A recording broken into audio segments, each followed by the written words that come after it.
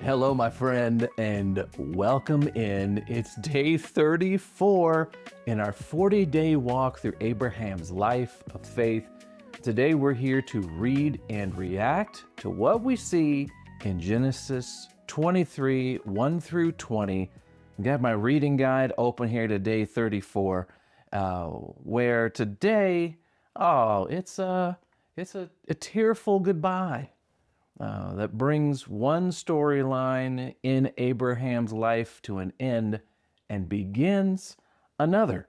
Yeah. So let's get into the conversation. First things first is you got to read. Read. Give yourself a few minutes to enjoy a rich day in the story.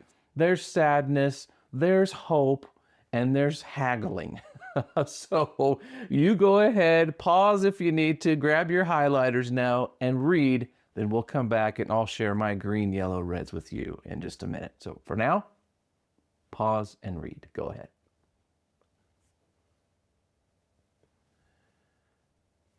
Okay, how'd you do?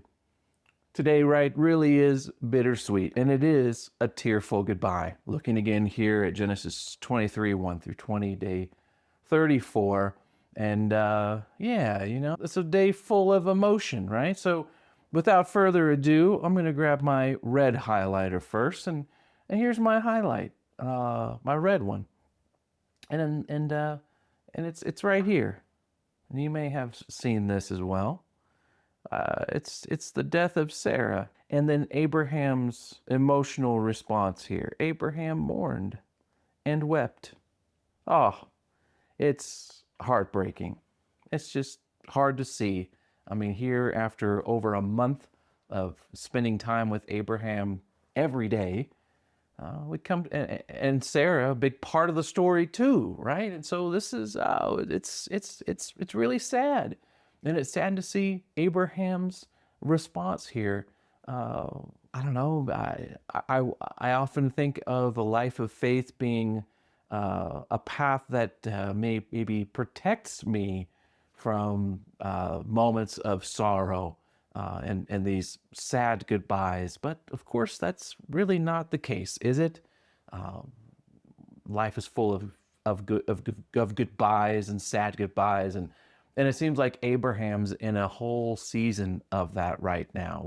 He's going through a lot. It's been a really tough season, and I don't want to see that. I want to think about a life of faith being happy and carefree, and but seeing life like that and seeing faith like that is really more of a deflection than an acceptance of reality, isn't it?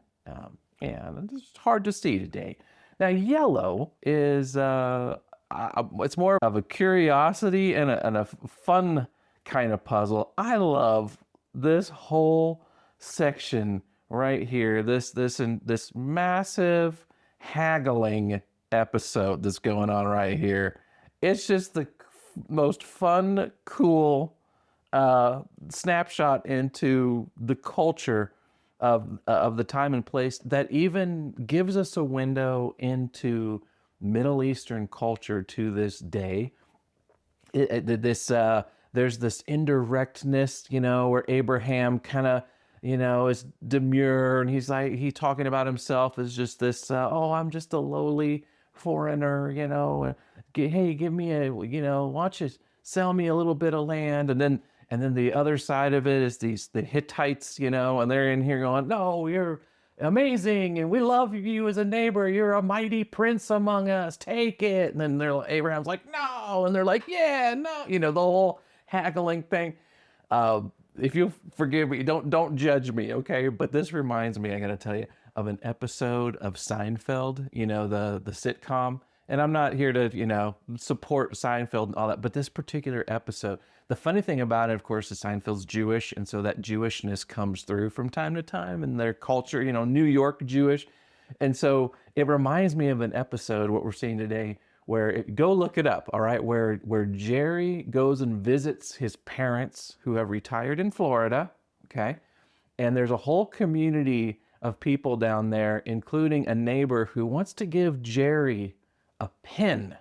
Jerry notices the pen, and he's like, it's a cool pen. The neighbor offers it, and they haggle back and forth. And in the case of in the sitcom, Jerry actually takes the gift instead of rejecting it and paying for it, with hilarious and bad results, because it's a comedy, of course. And I'm like, this right we're seeing right here is the 2000 BC's version of that sitcom. It is just kind of funny because, man, there's things about Middle Eastern culture and Jewish culture, man, they're just super embedded and they live on. And when you talk about making money deals, man, you're talking about core culture ideas that carry on. So it's just, I don't know, I think it's really fun. And then I've got my green highlight for today, which is inside of this such sad episode where we're saying goodbye to Sarah, which is just,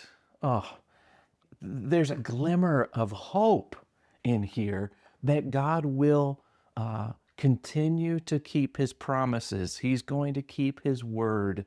And one of those promises that hasn't been talked about much was the promise of land. Not only did God promise that Abraham would have a son, and through him descendants as numerous as the stars in the sky. Remember all that? God also promised Abraham that someday his descendants would possess the land of Canaan. So far, they have possessed 0 square feet of Canaan.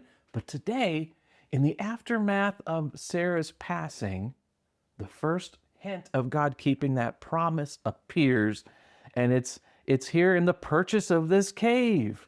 So Abraham buys the plot of land, including the field itself, the cave, the surrounding trees. It was transferred to Abraham as his permanent possession in the presence of the Hittite elders at the city gate. And it was, again, the word here is mentioned, permanent. Abraham was going to use this as a permanent burial place. And so this permanent possession here, this is the first glimmer that God's promise, which so far has had 0 evidence of coming true, the promise of a homeland for his people, it's coming true. And I think that's especially beautiful in the aftermath of Sarah's passing. So as Sarah's storyline comes to an end, this opens up another storyline that will be a huge storyline, of course, in the Bible's grand story and in the world's grand story. But today, that's my green. All right. So with that, tell me yours. What are your green, yellows, and reds? Think about it, enjoy, talk about it, and then we'll dig deeper with some more reflections, a chance to respond, and then scan the QR code, and we will talk more in our Insights video about Sarah's life and legacy, and about our own lives and legacy too.